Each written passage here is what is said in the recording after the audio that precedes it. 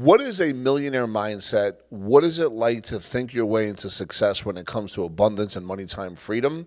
And by the way, is there ways to do it? Even if you're first generation of success, the answer is always yes. But today, we're going to talk about the 7 places millionaires keep their money to not only perpetuate it, also at the same time, because of leverage, liquidity, and control, use that for other investment opportunities.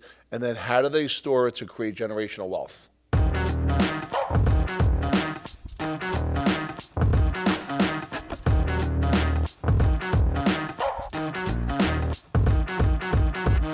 Whether it was 2008, the Great Recession, we know there was a bunch of banks shut down, right? They printed money after that. Or 2023, there was a bank out west, right? Because of a balance sheet challenge, they shut down. A couple other banks shut down after that. What's important to know why we say keep money outside of a bank after $250,000, which, by the way, the FDIC, the Federal Deposit Insurance Corporation, covers $250,000 per depositor, per insured bank, per ownership category. And this applies to both initial principal and any interest. Now, according to the FDIC as well, and this is through Investopedia, the average money market account earns 0.23 annual percentage yield, APY. That is not good. The bank is not going to grow your money. Yes, is it a storage facility? Yes, should you play the $250,000 game with the FDIC coverage? Of course. But remember, we want to use it as a place, short-term storage, till we decide how we're going to deploy it in other ways. But always make sure that you're covered on the FDIC coverage, because if you're not, and there is a bank that does shut down, you could get hurt in that scenario. With that being said, it still comes down to understanding all the rules, making sure your right hand is speaking to your left hand, everybody's on the same page.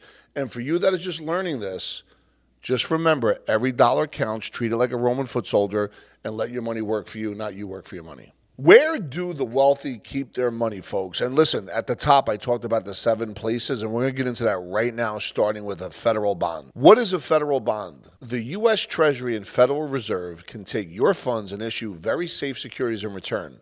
A U.S. government bond still qualifies in most textbooks as a risk-free security. So what does that mean? Listen, you got $100 million, put some of that money into this risk-free return. It may not keep up with inflation, but it won't be far behind. As a matter of fact, in October 2023, right here and right now, the yield from a 10-year Treasury note hit 5%, which was a 16-year high. Let me say that one more time. In October 2023, the yield from a 10-year Treasury note hit 5%, which is a 16-year high. Notice, inflation is about 7%, but if you got $100 million, you put a couple million in here, you're safe, and that's why they say it's risk-free. Number 2, real estate, folks. Real estate could be a dandy. Check it out. It can create massive wealth. A lot of people have become millionaires, even billionaires, through real estate. But if you're looking for that short-term success, this may not be for you. It could become very risky. Residential and diversified real estate investments have averaged over the last 20 years about 10%, which is a little bit better than the S&P.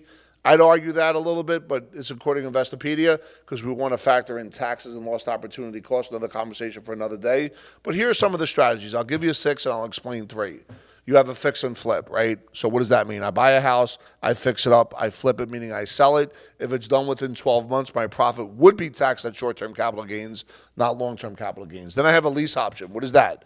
In writing, after 12, 24, or 36 months, I am obligated to buy that property. Then you have wholesaling.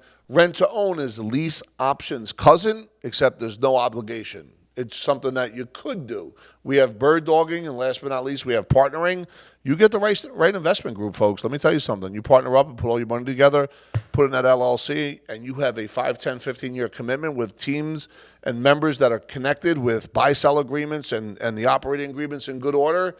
You could create a $100 million company. Anyway, combining this, and there's a teaser at the end, with another product strategy can also show you how to get 6, 7 different rates of return. You got to stay tuned for the end. Number 3, precious metals. Now, here's where, like Ray Dalio talks about having 18 different asset classes, because at any given point, any given time, an asset class could lose 50 to 75% of its value in 1 year. So let's talk about precious metals. When financial markets are unstable, gold, silver, other metals such as platinum or copper continue to retain that value, if not appreciate.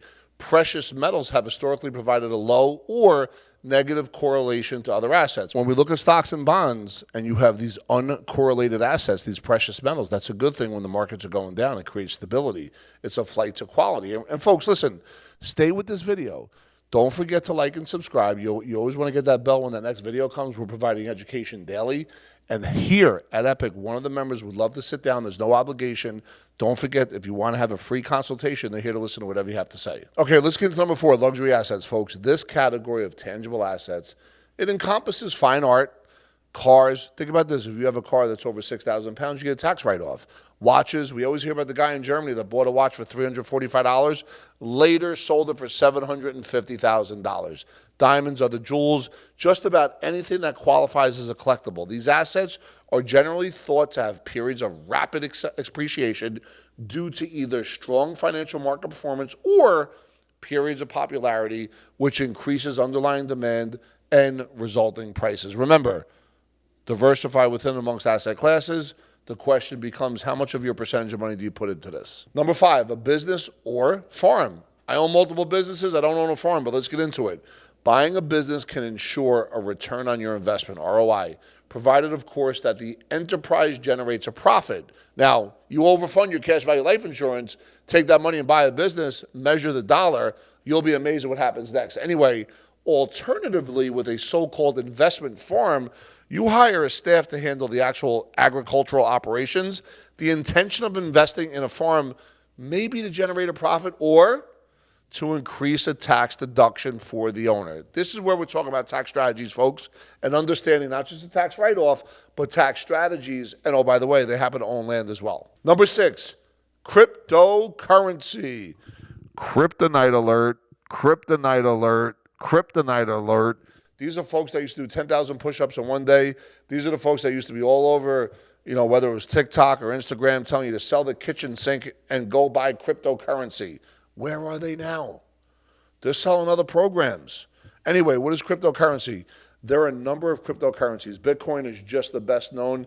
These cryptos offer individual investors a unique opportunity to get into an emerging technology. Now, let me say this.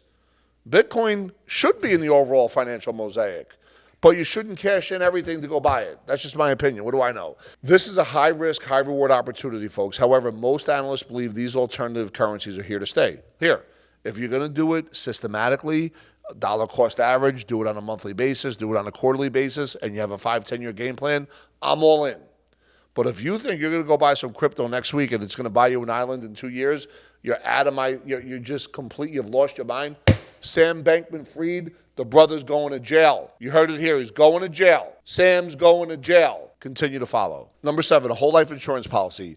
A whole life insurance policy is one of the best kept secrets of saving money. Although it's complicated if it's not done the right way, however, if you have the right team, go ahead, reach out to us.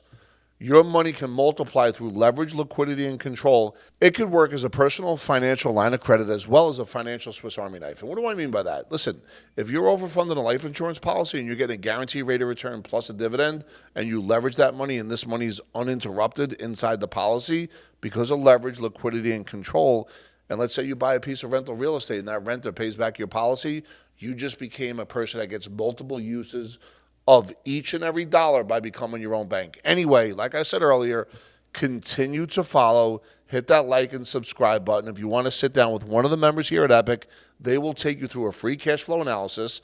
They will also show you how to open up your personal life insurance banking strategy so you can begin to overfund your policy. It's a much deeper conversation, and there's no obligation. If you want to just use us for information, that's fine as well. We're looking forward to hearing from you, and thank you for checking out the channel.